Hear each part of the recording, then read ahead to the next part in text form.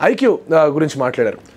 ఇప్పటికిప్పుడు మనం చూస్తున్నాం అంటే కొన్ని schools are putting forward IQ అనేది కూడా తీసుకుంటూ రావడం. కొన్ని లాజికల్ రీజనింగ్ బ్యాంక్ ఎగ్జామ్స్ ఎలాగైతే ఉంటుందో సింపుల్గా లైక్ సీటింగ్ అరేంజ్మెంట్స్ క్వశ్చన్స్ లేదా నాన్ వర్బల్ బొమ్మల క్వశ్చన్స్ ఎట్లా నాకు కొన్ని whosoever I mean touch with వాళ్ళందరూ చేస్తూ ఉన్నారు అనమాట. How much of this is important అండి 8th 9th 10th పిల్లలకి లేదా 6th నుంచి వచ్చే పిల్లలకి ఈ ఒక లెర్నింగ్ ఎంత ఇంపార్టెంట్? చాలా ఇంపార్టెంట్ అండి. మీరు చూసినట్టయితే ఫస్ట్ లెవెల్ ఏంటంటే national talent search examination NTSC stage 1లో మన స్టేట్ గవర్నమెంట్ కండక్ట్ చేస్తుంది. ఇక్కడ మన స్టేట్ నుంచి ఒక 120 మంది పిల్లలు సెలెక్ట్ అవుతారు. తర్వాత ఆల్ ఓవర్ ఇండియా వీళ్ళందరూ అలా ప్రతి స్టేట్ నుంచి ఒక నెంబర్ ఉంటుంది. వీళ్ళంతా ఆల్ ఇండియా ఎగ్జామ్ రాస్తారు. ఆల్ ఇండియా ఎగ్జామ్లో వాళ్ళు 2000 మెంబర్స్కి స్కాలర్షిప్స్ ఇస్తారు.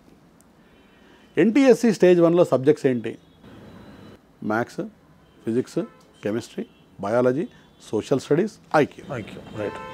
సో ఇక్కడ మీరు చూసినట్టయితే ఈ maths, physics, chemistry most of the students do at equal level. Right. Biology కొద్దిగా డిఫరెన్స్. సోషల్ వచ్చేసరికి సగం ఫిల్టరేషన్. అంటే మనం సొసైటీలో క్రియేట్ చేసాం కదండి, ఐఐటి అంటే సోషల్ అవసరం లేదండి. Very wrong notion this is totally wrong. IIT అంటే అక్కర్లేదు, మ్యాథ్స్ ఫిజిక్స్ కెమిస్ట్రీ చేస్తే అలాంటారు తల్లిదండ్రులు కూడా. అంటే ఇంట్లో ప్రోగ్రెస్ కార్డు రాగానే అంటే ర్యాంక్ ఓవరాల్ మార్కులు తగ్గినా మ్యాథ్స్లో ఎన్ని వచ్చాయి, సైన్స్లో చూసి పర్లేదులే మ్యాథ్స్ సైన్స్లో వచ్చాయి బాగానే అంటారు. అంటే సోషల్లో తక్కువ వచ్చాయంటే అడగరు. చాలా తక్కువ మంది అలా అడుగుతుంటారు. So social. Next IQ. IQ is defining path అండి. ఇప్పుడు మనం చూసినట్టయితే లాస్ట్ ఇయర్ 120 స్టూడెంట్స్ తెలంగాణ స్టేట్లో సెలెక్ట్ అయ్యారండి స్టేజ్ 1లో. అందులో ఫిడ్జీ స్కూల్స్, ఫిడ్జీ సెంటర్స్ నుంచి వచ్చిన స్టూడెంట్స్ 72 మెంబర్స్ అండి. 60% ఆర్ ఫ్రమ్ అవర్ ఇన్స్టిట్యూట్. కారణం ఏంటంటే we are giving IQ training from class 6th itself. Right. Class 6 tougher కాదండి. ఆ 6th క్లాస్లో వాళ్ళు ఏం థింక్ చేయగలరని ఎక్కడి నుంచి స్టార్ట్ చేస్తారు. దట్ ఈస్ ఇంపార్టెంట్ అండి. This is where I'm coming to. Foundation క్లాసులు పేరు చెప్పేసి ఒక రకంగా బాగా ప్రెషర్ పెట్టేస్తున్నారు. 8th క్లాస్ నుంచే మీరు ఐఐటి ట్రైనింగ్ నేర్చుకోవాలని చెప్పేసి. At this point of time వాళ్ళ థింకింగ్ని ఎక్స్పాండ్ చేయగలగాలి. So how is your institute coming to picture? మీరు ఫిడ్జీలో మేము ఫేస్ ప్లాన్స్ అని వేస్తామండి. ఈ ఫేస్ ప్లాన్లో ఫిడ్జీలో ఎప్పుడు కూడా ఒకదానికి మేము కంప్లీట్గా వ్యతిరేకం అండి. 9వ క్లాస్ సిలబస్ని 8వ క్లాస్ చెప్పడానికి నేను కంప్లీట్ వ్యతిరేకం, మా సిస్టమ్ వ్యతిరేకం. కారణం ఏంటంటే ఆ లెవెల్ ఆఫ్ థింకింగ్ ఆ స్టూడెంట్కి ఆ స్టేజ్లో ఉండదు. ఇందులో కొన్ని సందర్భాల్లో మీరు అన్నట్టుగా తల్లిదండ్రుల నుంచి కూడా నేను వ్యతిరేకత ఎదుర్కోవాల్సి వచ్చింది. అంటే తల్లిదండ్రులు వచ్చి ఆ పలానా స్కూల్లో అలా చెప్తున్నారు, మీరేంటంటే ఇదే చెప్తున్నారు, ఈ లెవెల్ సరిపోదేమో మా పిల్లలకని వచ్చేస్తారు నా దగ్గరికి. కానీ నేను వాళ్ళకు ఒకటే చెప్తాను, ఇక్కడ లెవెల్ సరిపోవడం కాదండి, పిల్లవాళ్ళకి ఆ సబ్జెక్ట్ ఎంత అవసరం, ఏం అవసరం, ఆ సబ్జెక్ట్లో వాళ్ళు ఎంత అండర్స్టాండ్ చేసుకోగలరు, అది చాలా ఇంపార్టెంట్. సో కాబట్టి ఏంటంటే 6th క్లాస్లో ఆ స్టూడెంట్కి ఏ లెవెల్ వరకు చెప్పాలి, 7thలో ఆ స్టూడెంట్కి ఏ లెవెల్ వరకు చెప్పాలి, 8thలో ఆ స్టూడెంట్కి ఏ లెవెల్ వరకు చెప్పాలని చెప్పాలండి. అంటే రీసెంట్గా నేను ఒక పేరెంట్తో ఇంటరాక్ట్ అయ్యాను. వారు ఇక్కడ ఉండరు. వాళ్ళ పెద్ద అబ్బాయి నా స్టూడెంట్. ఇంతకుముందు మీకు చెప్పాను కదండి, సెకండ్ హ్యాండ్లో ఐఐటి వచ్చి విస్కాన్సిన్ చదివారు. వాళ్ళ నాన్నగారు మాకు పిల్లవాడు వెళ్ళిపోయిన తర్వాత కూడా చాలా సన్నిహితంగా ఉంటారు నాతో. వారు డైరెక్ట్గా చెప్పింది అనమాట. వాళ్ళ రెండో కూతురు ఉంది. వారు ఇప్పుడు అమ్మాయి 6th or 7th క్లాస్లో ఉంది.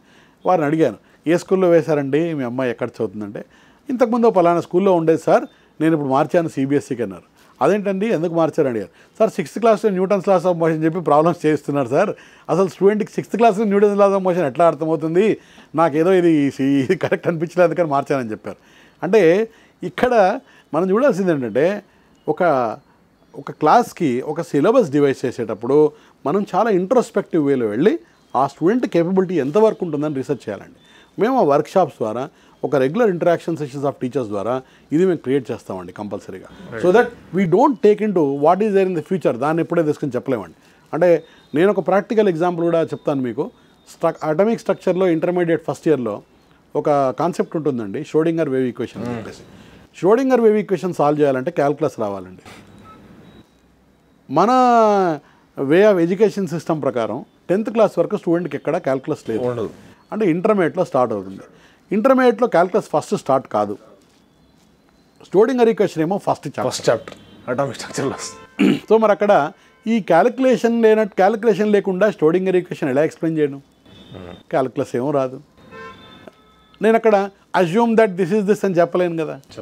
అలాంటప్పుడు ఏంటంటే మనం కొన్నిసార్లు 10వ క్లాస్లో క్యాల్కులస్ బేసిక్స్ చెప్పాలి స్టూడెంట్కి. ఎందుకు క్యాల్కులస్ బేసిక్స్ చెప్పాలంటే మీరు చూసినట్టయితే అడ్వాన్స్ ప్లేస్మెంట్ అని ఒక ఎగ్జామ్ ఉంటుందండి. ఇది వరల్డ్ వైడ్ యూనివర్సిటీస్లో అడ్మిషన్కి వాళ్ళు 11th 12thలో అడ్మిషన్ 11th 12th తర్వాత అండర్ గ్రాడ్ కోర్స్ ఉంటాయి. వాటికి ఎగ్జామ్ ఉంటుంది అడ్వాన్స్ ప్లేస్మెంట్ అని చెప్పేసి. అడ్వాన్స్ ప్లేస్మెంట్లో క్యాల్కులస్ ఎగ్జామ్ పెడతారు, క్యాల్కులస్ ఏబి, క్యాల్కులస్ బీసీ అని చెప్పేసి. ఈ పరీక్ష ఒక స్టూడెంట్ 9th 10th కూడా రాయొచ్చు. అంటే ఆ క్యాల్కులస్ని 2 భాగాలు చేశారు. 9th 10th లెవెల్లో స్టూడెంట్కి అర్థమయ్యే క్యాల్కులస్ ఏంటి అది మాత్రమే పెట్టారు అక్కడ. ఈ ఉన్న క్యాల్కులస్ మొత్తం పెట్టేసేలేదు. సో 9th 10th లెవెల్లో ఒక స్టూడెంట్ తనకున్న మ్యాథమెటిక్స్ పరిజ్ఞానంతో ఎంతవరకు క్యాల్కులస్ నేర్చుకోగలరు. సో నాకు కూడా ఏంటంటే అలాంటి కాన్సెప్ట్స్ ఎక్కడైనా అవసరం ఉంటే అలాంటివి పెట్టాలి తప్ప ఉన్న సిలబస్ అంతా యాజ్ సచ్ మాస్ ట్రాన్స్ఫర్ చేసేసి ముందు క్లాస్ది ముందే కంప్లీట్ చేసి మేము సంవత్సరం రివిజన్ చేస్తాం 2 నెలలు రివిజన్ చేస్తామంటే లాభం ఉండదు. ఇట్స్ వెరీ రాంగ్ అప్రోచ్ కదా సార్. అంటే అనవసరంగా ఉద్దేశం రివిజన్ చేసినా కూడా ఎంత వస్తుంది? అబ్సల్యూట్లీ ఎన్ని రివిజన్లు చేసినా లాభం ఉండదండి. ఇక్కడ బేసికల్గా ఏంటంటే ఒక స్టూడెంట్కి ఆ సబ్జెక్ట్ ఎంత అర్థమైంది అండ్ రివిజన్లో ఏం జరగాలండి, యాక్చువల్గా వాస్తవంగా ఏం జరగాలి, ఇండివిజువల్ బేస్డ్ ఉండాలి. రివిజన్ అంటే మొత్తం చెప్పడం కాదు. నేను ఒక స్టూడెంట్కి ఒక టెక్నిక్ సజెస్ట్ చేస్తూ ఉంటాను.